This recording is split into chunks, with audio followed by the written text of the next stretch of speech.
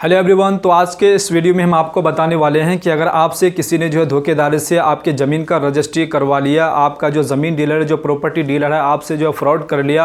आपको जो है यहाँ पर बहला फुसला करके, आपको डरा धमका करके, जो आपको नशे की हालत में दे करके आपसे ज़मीन का जो है यहाँ पर रजिस्ट्री करवा लिया। अब आप चाहते हैं कि उस ज़मीन को जो है हम उस डीड को कैसे कैंसिल कर पाएँ, क्या करना होगा, क्या नहीं करना होगा, किसके पास जाना होगा, सारा चीज़ आज हम आपको इस वीडियो में जो है पूरा डिटेल एक्सप्लेन करने वाले हैं। क्या करना होगा, क्या नहीं करना होगा, बिल्कुल आसान भाषा में हम आपको बताने वाले हैं, बिल्कुल सरल भाषा में आप बिल्कुल आसान तरीके से समझ जाएंगे। अब आप जो आराम से अपने ज़मीन का जो है डीड जो है वो कैंसिल करा करके जो अपने नाम वो ज़मीन करा सकते हैं। तो चलिए कैसे कराना होगा सारा चीज़ हम आपको इस वीडियो में बताते हैं। तो चलिए सबसे पहले जो है आपका यहाँ पर क्या है कि आपसे जो ज़मीन का यहाँ पर रजिस्ट्री करवाता है तो आपको जो किस हालत में वो करा सकता है। एक तो आपके पास जो धोखेधारी बहुत तरीके से हो सकता है। आपको जो किसी भी प्रकार से बहला फुसला करके ये आपसे धोखेधारी करा सकता है। उसके बाद आपका जो यहाँ पर नशा की हालत में, नशा आपको खिला करके जो है आपसे नशा खिला करके नशे की हालत में आपसे ज़मीन का जो है यहाँ पर रजिस्ट्री करवा लिया है। या फिर आपको जो डरा धमका करके जो आपसे वो जो व्यक्ति आपको जो है आपसे जो ज़मीन रजिस्ट्री करवा लिया है, आपको बिल्कुल डरा धमका करके जो है यहाँ पर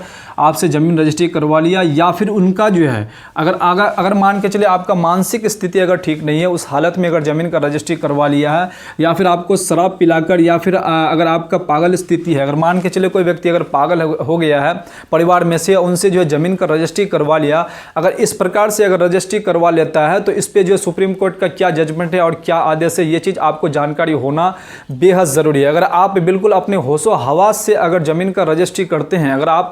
किसी भी प्रकार की कोई सबूत यहाँ पर पेश नहीं कर पाते हैं कि हमसे जो ये रजिस्ट्री कर लिया है कि ये मानसिक स्थिति मेरा ठीक है कि नहीं है, हमें शराब पिला करके जो है यहाँ पर नशे की हालत में कर दिया गया, आपको शराब पिला करके जो है, अगर मान के चले अगर आप शराबी हैं तो शराबी है क्या, इसका मतलब ये होता है कि शराबी जो होता है हमेशा जो है नशे में रहता है। और ऐसा बहुत सारा ऐसा भी शराबी होते हैं जो शराब पीने के बाद भी वो होश हवास में रहता है। तो ये जो है आप कैसे साबित कर पाएंगे, आपके गांव वाले खुद ही जो है यहाँ पर साबित ये चीज़ कर देंगे कि ये जो है हमेशा नशे में रहता है और कौन नशे में नहीं रहता है, ये आराम से यहाँ पर सबूत पेश हो जाएगा। अगर आप ये कोर्ट में अगर आपको पेश करना होगा, अगर आपका शराबी है, अगर शराबी हैं आप, तो कोर्ट में जो है आसानी से आप जो है यहाँ पर पेश कर सकते हैं कि ये जो है शराबी है और ये शराब पी कर के जो है यहाँ पर क्या हो गया है, इससे नशे की हालत में इससे जो है ज़मीन लिखवा लिया है, अगर परिवार में से किसी ने करवा लिया है। या फिर अगर पागल है, अगर इसका अगर रिपोर्ट अगर आपके पास है, अगर कोई डॉक्टर का अगर आपके पास अगर पेपर्स है, तो उसके माध्यम से भी आप जो है यहाँ पर सबूत पेश कर सकते हैं, तभी आपका ज़मीन का जो है यहाँ पर रजिस्ट्री जो है कैंसिल कर दिया जाएगा। तो ये चीज़ आप समझ गए कि आपसे जो है यहाँ पर इस प्रकार से जो धोखेधारी में आपसे जो है ज़मीन लिखवा सकता है, आपके परिवार में से किसी एक सदस्य से जो है इस प्रकार से ज़मीन का रजिस्ट्री करवा सकता है। तो देखिए अब आपको जो है यहाँ पर करना क्या है, सबसे बड़ा इंपॉर्टेंट पॉइंट है आपको करना क्या है। तो सबसे पहले जो है आप इसके बारे में जान लीजिए, रजिस्ट्री जिसका जो है हम लोग क्या कहते हैं, जिसका आपको कैंसिल करवाना है, जिससे आपका रजिस्ट्री हुआ है, जो पेपर्स तैयार होता है, तो उसको क्या कहा जाता है, केवला। एक तो आपका केवला सबसे ज़्यादा यूज़ में जो लाए जाते हैं केवला, या फिर कहीं जो है बेनामा भी कहा जाता है और कहीं बिक्रीनामा भी कहा जाता है, और इसे इंग्लिश में जो है सेल डीड भी कहा जाता है। तो ये केवला जो है जो दस्तावेज जो आप कैंसिल करवाना चाह रहे हैं, तो ये कई नामों से जिसको जाना जाता है। देखिए आपका जो है सेल डीड कई प्रकार का हो सकता है, आपका जो है यहाँ पर बेनामा तो होगा ही, उसके बाद अगर आपके पास अगर वसीयत है, अगर आपके पास दान पत्र है, इस प्रकार का भी केवला अगर है आपके पास,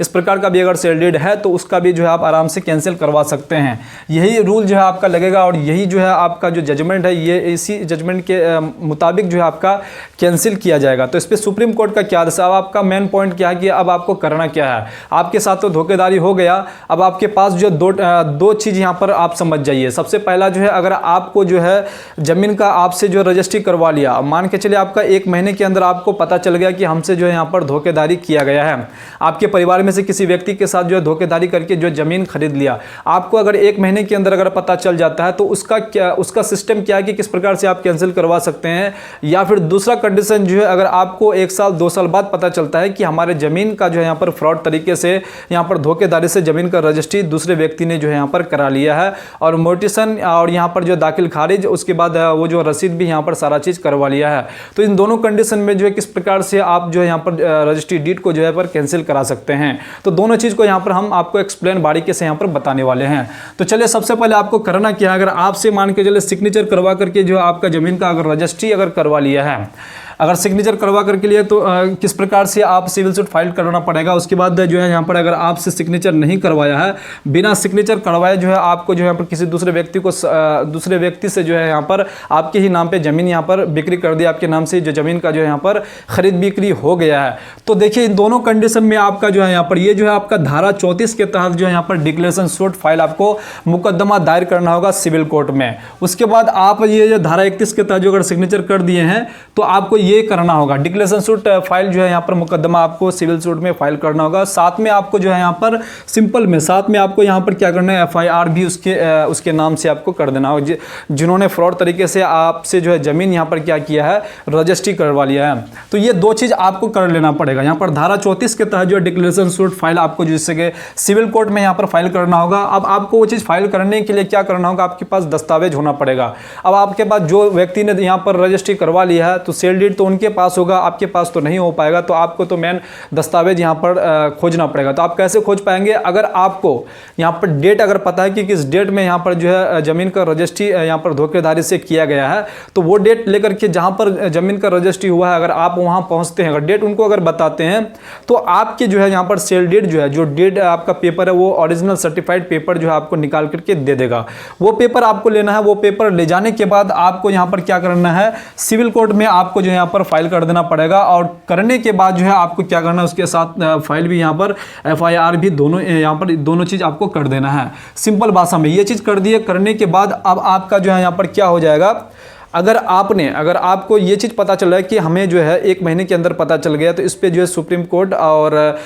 कोर्ट का क्या जजमेंट है, आपको करना क्या है। देखिए सबसे पहले जो है आपको यहाँ पर टाइम यहाँ पर देख लीजिए, ये टाइम जो है आपका मान के चलो 15 से 30 दिन के अंदर जो है आपको पता चल जाता है। तो अगर आप ज़मीन रजिस्ट्री करते हैं तो आपका जो है 15 से 1 महीना का टाइम लगता है आपको म्यूटेशन कराने में। वो व्यक्ति जो है यहाँ पर म्यूटेशन कराने के लिए जो यहाँ पर अंचल में देंगे, ठीक है, म्यूटेशन कराने के लिए देंगे तो आपको पता चल जाएगा। तो अब आपको करना क्या है, देखिए सबसे पहला पॉइंट है आपको रजिस्ट्री ऑफिस, जहां पर रजिस्ट्री हुआ है वहां पर आपको आवेदन देना है कि ये जो आप सर्टिफाइड कॉपी अगर निकालेंगे, जो आप रजिस्ट्री ऑफिस से सर्टिफाइड कॉपी आप तो कोर्ट में देंगे ही, वो तो सूट फाइल होगा ही। उसके बाद अगर 15 दिन के अंदर आपको अगर पता चल जाता है, तो ये 15 दिन के अगर आपको पता चल जाता है तो आपको करना क्या है कि आपको जो आपके पास दस्तावेज है, जो आपका केवला है, जो आप सर्टिफाइड कॉपी निकाले हैं रजिस्ट्री ऑफिस से, वो आपको ले लेना है और एक आवेदन आपको लिख करके दे देना है कि हमसे जो है ये धोखेधारी हुआ है, धोखेधारी से ये ज़मीन का रजिस्ट्री हुआ है। तो एक जो है आवेदन आपको वहाँ पर देना है, एक दूसरा जो है आपका तहसील में भी आपको वैसा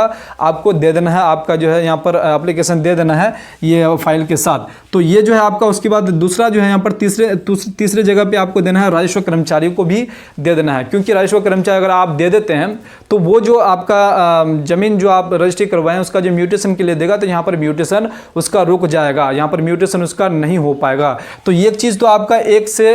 15 से 1 महीने के अंदर आपको पता चल जाता है। तो आपको ये करना है, अगर 15 दिन के बाद, अगर मान के लिए ज़्यादा दिन हो जाता है आपका 1 साल 2 साल अगर हो जाता है, तभी पता चल पाता है, तो तब आपको करना क्या, तब आपको जो यहाँ पर कोर्ट में सिविल सूट फाइल करना होगा। ये धारा के तहत, धारा 34 के तहत जो डिक्लेरेशन सूट आपको फाइल करना होगा। ये टाइम पीरियड जो आपका रखा गया है, ये 3 साल के अंदर ये चीज़ आप कर सकते हैं। 3 साल के बाद जो है अगर ये आप करेंगे तो इतना प्रभावी आप नहीं हो पाएंगे उन पे, क्योंकि आपसे जो है बहुत सारा यहाँ पर आपको सबूत पेश करना होगा, आपसे बहुत सारा चीज़ यहाँ पर आपको साबित करना होगा कि आप इतने दिन से जो है 3 साल का टाइम पीरियड दिया गया, 3 साल के बाद आप जो है यहाँ पर